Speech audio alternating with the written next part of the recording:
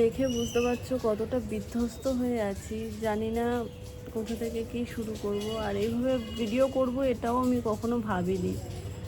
Last উল্টো রথের blog তোমরা দেখেছো, তাও উল্টো রথের পর দিনই আমি ব্লগটা পোস্ট করতে পারিনি, তার কারণ পরিস্থিতি তার পরের দিন থেকেই সব গন্ডগোল হয়ে গেছে। তো তারপরের দিন একটু মনে হয়েছিল হয়তো একটু স্বাভাবিক, তারপরে আবারও ব্লগটা তোমাদের সাথে এডিট করে কোনো রকমভাবে, অনেকটা লং ভিডিওটা ছিল। আর এবার ঠাকুরের কৃপায়, ঠাকুরের ইচ্ছেতেই আমি ভোগ রান্না করেছিলাম, যেটা তোমরা দেখেছো। তো প্রভুকে ভোগ রান্না করে আমি নিবেদন করেছিলাম। সব সেই দিনটা ঠিকই ছিল, সেই দিনটা ছিল শুক্রবার, সব ঠিকঠাকই ছিল। তারপর হঠাৎ করেই শনিবার দিন সকালবেলা, তখন বাজে 5:45 মতন। এবার রাত্রেও যেই মানুষটা একদম ঠিক সুস্থ, মানে সকালবেলা থেকে যে পরিবেশ পরিস্থিতি সব এরকমভাবে পাল্টে যাবে আমি সত্যি বুঝতে পারিনি। মানে এখন আমাকে দেখেও বুঝতে পারছো আমারও শরীর ঠিক নেই। সেই দিন থেকে, মানে সেই শনিবার থেকে আজকে কী বার, আজকে বুধবার। তো আজ পর্যন্ত যে কিভাবে কি কাটছে এখনও ইভেন ঠিক না। আমার শরীর এখন খুব খারাপ। তো কিভাবে কি কাটছে বলে বোঝাতে পারবো না। না ফেসবুকে কোনো পোস্ট, না ইউটিউবে কোনো ভিডিও, কিচ্ছু দিতে পারিনি, কারণ আমি এই কটা দিন ফোনের সাথে আমার কোনো যোগাযোগই ছিল না। মানে আমি ফোন ধরিনি বলতে পারো, যতটুকু না ধরলে নয়, ফোনাফোনি, ডক্টরকে ফোন, এগুলো ছাড়া সোশ্যাল মিডিয়াতে কিচ্ছু করিনি। তো শনিবার দিন সকাল 5:45, তখন হঠাৎ করেই আমার মেয়ে আমার ওই পাশে শোয়ে, মানে আমার বাঁ সাইডে শোয়ে, ওর হাতটা আমার গায়ের ওপরে পড়েছে। দেখছি কি পুরো আগুনের মতন গরম। কী ব্যাপার হলো, কাল রাত্রে সব ঠিক ছিল। মানে আমার ঘুম প্রচণ্ড পাতলা, প্রচণ্ড। তো ওই হাতটা পড়াতে না আমি ছ্যাট করে উঠেছি আমার গায়ের মধ্যে, যে কী হলো। তারপর আমি সাথে সাথে উঠে লাফ মেরে উঠে এসিটা বন্ধ করি। তারপরে ওর গায়ে হাত দিয়ে দেখছি টেম্পারেচার বেশ ভালোই আছে। তারপর আমি থার্মোমিটার দিই, দেখলাম জ্বর আছে বেশ ভালো। তো আমি ওষুধ দেওয়ার চেষ্টা করি, ওষুধ খেতে চায় না। আর কোনো বাচ্চাই ওষুধ স্বইচ্ছায় খেতে চায় না, ও একদমই ওষুধের অ্যান্টি, মানে ওষুধ খেতেই চায় না, মানে চায় না। তো এরকম ভুলিয়ে ভালিয়ে ওষুধ খাওয়াই। তো এবার না, ও ভুলিয়ে ভালিয়ে ওষুধটা খেতে চাইছিল না, একটুকুনি নিয়ে মুখ দিয়ে ফেলে কান্নাকাটি করে সে একাকার কাণ্ড। একটু পেটে গেছে, ম্যাক্সিমামটাই যায়নি, ফেলে দিয়েছে। এবার জ্বরের ওষুধের একটা নিয়ম আছে যে 6 ঘন্টা পর পর, এবার একটু পেটে গেছে আবার ট্রাই করব, আবার নিয়ে কতটুকু গেছে একটা মাপ থাকে সবের। তো ওইভাবে বুঝে দেওয়াটা পসিবল না, যার কারণে ওর পরে খেতে চাইছে না, খুব কান্নাকাটি করছে, এতে জ্বর বাড়ছে। তো ওইটা খাওয়ার পরে ও বলছে মাম্মা ঘুম পাচ্ছে, একটা কেক খেয়ে তারপরে আমার পাশে ঘুমিয়েছে। মোটামুটি 5:45 থেকে 10টা পর্যন্ত এইরকমভাবে চলেছে। 10টা 15 নাগাদ হঠাৎ করে দেখছি মেয়ে কেমন অস্থির করছে, চোখ ঠোক বড় করে আমার দিকে তাকিয়ে কেমন যেন, মানে কেমন একটা হয়ে গেছে, কোনো কথাবার্তা বলছে না। মানে কি পরিস্থিতি যে গেছে, ডাকলে কোনো সাড়া দিচ্ছে না, কেমন হয়ে গেছে। মানে আমাদের না আর প্রাণ ছিল না ভেতরে, সত্যি কথা বলতে। তারপর মানে আমি সে পাগলের মতন করছিলাম চিৎকার করে মাকে, মানে মামনি তখন ওপরে ঠাকুর তুলতে গেছিলো, তো হয়ে গেছিলো। তারপরে টুকটাক কাজ ছিল ঠাকুর ঘরে, সেগুলো সব করছিল। আমি পাগলের মতন চিৎকার করছি, নিচে এসো নিচে এসো। নিচে ঘরে শুয়েছিলাম, তো সোনামাকে ডেকেছি, সোনামা তখন রান্নাঘরে ছিল, নিচেই ছিল। সোনামা কোলে তুলে ডাকছে, সোনাইয়ের কোনো সাড়া নেই, মানে কোনো কিছু আর, মানে হু হ্যাঁ না কিছু বলছে না। মানে তাড়াতাড়ি করে ভিজে কাপড় ওর মাথার উপরে চাপিয়ে, মানে টেম্পারেচার প্রচুর হাই হয়ে গেছিলো। এবার কোনো রকমের ভিজে কাপড়টা মাথার উপরে চাপিয়ে তার কিছুক্ষণ পরে একটু ডাকার পর হুমটা করেছে। ততক্ষণের পরিস্থিতি খুব খারাপ, পা ডলছে, কাকাই মামুনি এসেছে, মামুনি হাত ডলছে, আমি ভিজে কাপড়টা ওর মাথার মধ্যে এনে চাপিয়েছি, সোনামার ডেকে যাচ্ছে সোনামার কোলে, মানে একটা বিধিগিস্ত্রি পরিস্থিতি তৈরি হয়েছিল সেই সময়টা। তো মানে হাউমাউ করে আমি কাঁদছি, মানে আমার মনে হচ্ছে আমার প্রাণটা কেউ বের করে নিচ্ছে আমার কাছ থেকে। তো ডক্টরকে ফোন করি, ডক্টর বলে যে ইমিডিয়েট যেটা আমাদের নিয়ারেস্ট হসপিটাল সেটাতে অ্যাডমিট করে দিতে, যেহেতু এরকম হয়েছে। তো ইডিএফে আমরা নিয়ে যাই, নিয়ে গিয়ে ওখানের এমার্জেন্সিতে ডক্টর দেখাই। দেখে উনি আমাদের যে পিডিয়াট্রিক আর কি, উনি বলেছিলেন যে মানে যে সোনাইকে দেখে অল টাইম, যে ওখানের এমার্জেন্সিতে ডক্টর দেখাও, দেখানোর পর ওখানে কি বলে, যদি অ্যাডমিট হতে বলে দেন সেটা বললে আমাকে ফোন করো। করার পর উনি ইডিএফেরও মানে যে দেখে সোনাইকে উনি ইডিএফেরও ডক্টর। তো বললো যদি সেরকম সিচুয়েশান হয় আমাকে ফোন করবে, আমি তারপরে আমার আন্ডারে ওখানে ভর্তি করিয়ে দেবো। তো ওখান থেকে সব কিছু আমি খুলে বলি, এবং তখন সোনাইয়ের শরীরটা একটু স্টেবল। তার আগে মাথা মানে বাড়িতে থাকতেই প্রচণ্ড গরম হয়ে গেছে, মেয়েকে ধরা যাচ্ছে না। মাথায় জল দেওয়া হয়েছে, মাথায় জল দিয়ে গায়ের টেম্পারেচার কিছু নামছে না, মাথাটা একটু ঠান্ডা হচ্ছে, আবার গা পুরো আগুনের মতন গরম। ওই সকালবেলায় মেয়েকে পুরো ঠান্ডা জল দিয়ে মাথা থেকে স্নান করিয়ে দেওয়া হয়েছে, পুরো চপচপে করে মানে একদম মাথা দিয়ে জল ঢেলে স্নান করিয়ে দেওয়া হয়েছে যাতে টেম্পারেচারটা নামে, কারণ আমাদের যেতে কিছুটা সময় লাগবে, আবার যদি ওরকম হয় টেম্পারেচারে। তো ওই সব করে নিয়ে যাওয়া হয়েছে, তখন ওই জন্য সিচুয়েশান আন্ডার কন্ট্রোল। তারপর ডক্টর দেখেন, উনি সব কিছু শুনলেন এবং উনি ওষুধটা তখন ওকে বোঝালেন এবং ওষুধটা খাওয়ালেন। আমার মেয়ে একদম নর্মাল খেয়ে নিয়েছে তখন ওষুধ। তো বলছে তোমরা সব সময় দাও না, আমি যেহেতু বোঝালাম ওকে, দেখলো বুঝলো, যেহেতু আমি প্রতিদিন বোঝাচ্ছি না, তো এটা খুব স্বাভাবিক। তো এরকমভাবে খাওয়ালো ওকে ওষুধটা খেলো এবং বলল যেহেতু ওর এরকম হয়েছে একবার, এটার চান্সেস আবার হতে পারে, তো ও যেহেতু ওষুধ বাড়িতে একদমই খেতে চাইছে না, খাবার খাচ্ছে না, তো অ্যাডমিট করে দাও। তারপরে আমি আমাদের যে ডক্টর আর কি ওনাকে ফোন করি এবং উনি বললেন যে ইমিডিয়েট অ্যাডমিট করতে হবে না, যেটা হচ্ছিল ওর সেটা কি কন্টিনিউ হচ্ছে নাকি ওই সময় হয়ে থেমে গেছে, মানে ওই সময় হয়ে থেমে গেছে। তো তখন বলছে তাহলে ইমিডিয়েট ভর্তি করতে হবে না, আমার কাছে নিয়ে আসো, আমি দেখব, যদি আমার মনে হয় যে ওর ভর্তির প্রয়োজন তাহলে আমি ভর্তি করাবো, নাহলে ভর্তি করাবো না। দেন ওনার কাছে নিয়ে যাই, উনি দেখলো, দেখে বলল যে এটা যদি রিপিট হতো বা কন্টিনিউ হতো, ভয়টা বেশি ছিল, তখন আমিই বলতাম ভর্তি করে নিতে। ভর্তি হলে সিচুয়েশান পুরো বাড়ির পাল্টে যায়, তো কি হতে পারে সেটা তো বুঝি আমরা, তাই যতক্ষণ পসিবল বাড়িতে থেকে ট্রিটমেন্ট ততক্ষণ সেটা করারই চেষ্টা আমরা করি। তো উনি বললেন যে ইমিডিয়েট ভর্তি করতে হবে না, ভর্তির প্রয়োজন হলে আমি বলবো, আর এরকম যদি আবারও হয় আমাকে ইমিডিয়েট কল করবে, আমি ওষুধপত্র সব লিখে দিচ্ছি। ইভেন ওই যেটা হয়েছিল ওর ওই মুহূর্তটাতে তার জন্য ওষুধ দিয়েছে, জ্বরেরও ওষুধ ছিল, বাকি সমস্ত কিছু উনি যেগুলো যা ওকে দেখে ভালো মনে করেছে সেইগুলো সমস্ত কিছু দিয়ে দিয়েছে।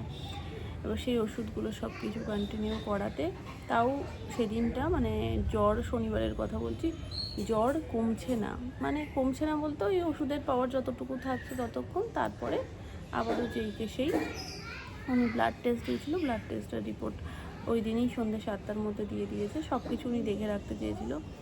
তো সন্ধ্যে 7টার মধ্যে রিপোর্ট চলে এসেছে এবং ডক্টর বললেন যে অ্যান্টিবায়োটিকটা স্টার্ট করো, রাত্রিবেলা দিয়ে অ্যান্টিবায়োটিকটা দিয়েছে, মানে ওই দিনটা শনিবার দিন সারাদিনটা ওরকমই, মানে 6 ঘন্টার মধ্যেই জ্বর আসছে, জলপট্টি, মাথা ধোয়ানো, গা চপচপে করে মোছা, এগুলো সারাদিন চলেছে, সারাদিন, মানে ওষুধ খেয়েও যে একটা মানে কিছুক্ষণের জন্য রেস্ট সেটুকু পাচ্ছে না, মানে টেম্পারেচার একটু হয়তো আধা ঘন্টা পরে একটু হয়তো কমছে, আবার হয়তো আধ ঘন্টা 1 ঘন্টা পরে আবারও টেম্পারেচার হাই হয়ে যাচ্ছে আর প্রচণ্ড গরম হয়ে যাচ্ছে।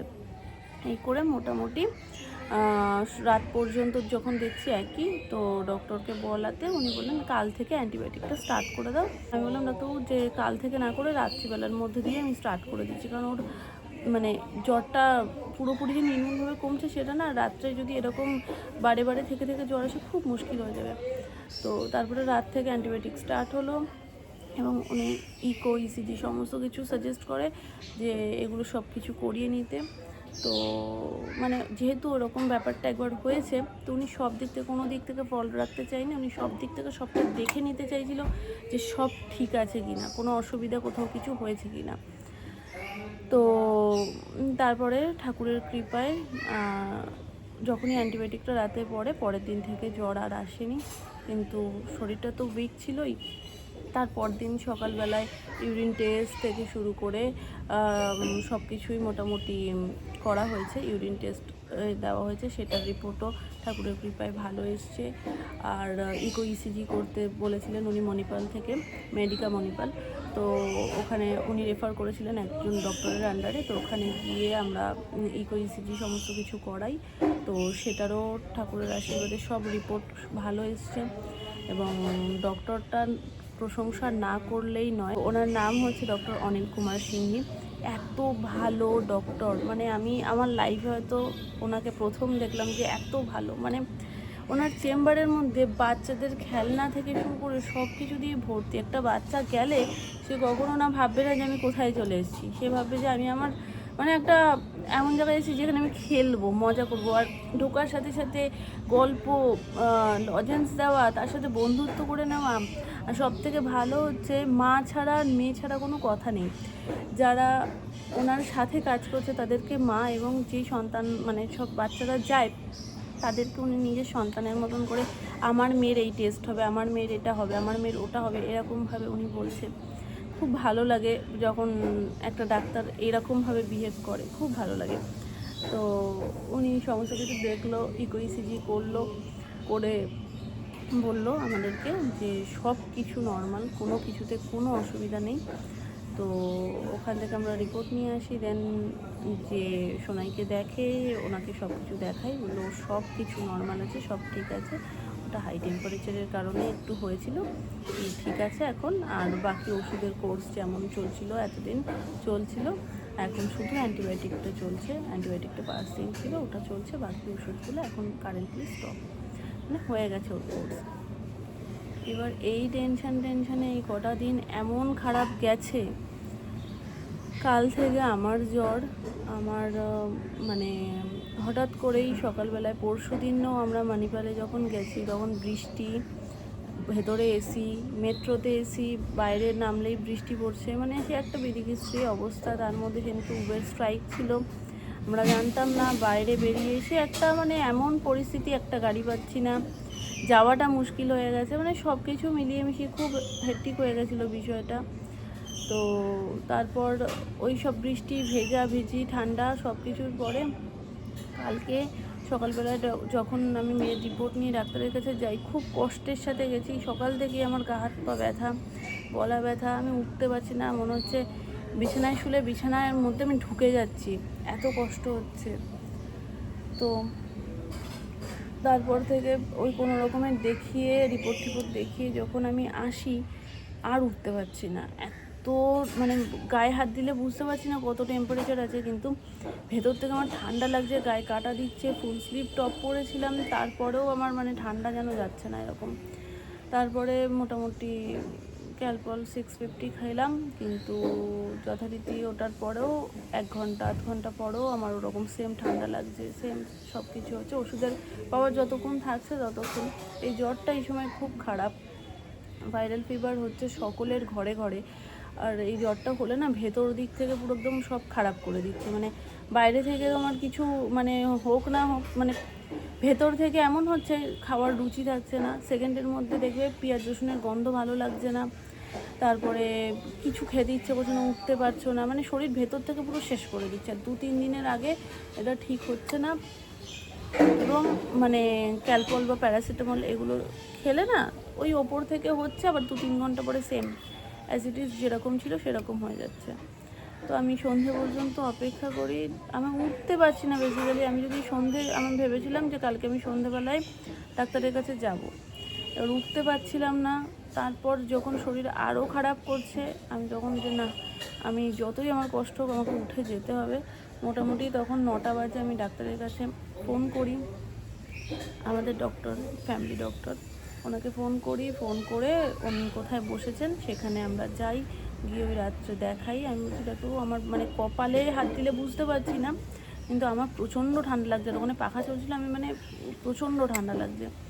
তো বলছে কি যে শুয়ে পড়, আমি দেখছি। শুলাম, দেখে বলছে তোর জ্বর ভালোই আছে, আমি সব কিছু লিখে দিচ্ছি। সব চেক করলো, ব্লাড টেস্ট দিয়েছে বেসিক যেটা, আর সব চেক করে উনি ওষুধ দিয়ে দিয়েছে, জ্বরের ওষুধ দিয়েছে, অ্যান্টিবায়োটিক দিয়েছে, ভিটামিনের ওষুধ দিয়েছে, সব কিছু দিয়েছে। তো কালকে খাওয়ার পর রাত্রে সে জ্বরের ঘোরে কী সব করছিলাম, মানে আমি একবার এদিকে ঘুরে শুচ্ছি, ওদিকে ঘুরে না, উদ্বিস করছে শরীরের মধ্যে। তারপর ঘেমে পুরো মানে আমার জামা ভিজে গেছে মধ্যরাতে, কোনো সেন্স নেই এদিকে। সকালবেলায়ও আমি যখন এইভাবে কলার টলার ধরছি দেখছি পুরো ভেজা, মানে কতটা ঘাম হয়েছে যে সারা রাত ওরকম ভিজে, আমি সারা রাত ধরে ভিজছি এরকম।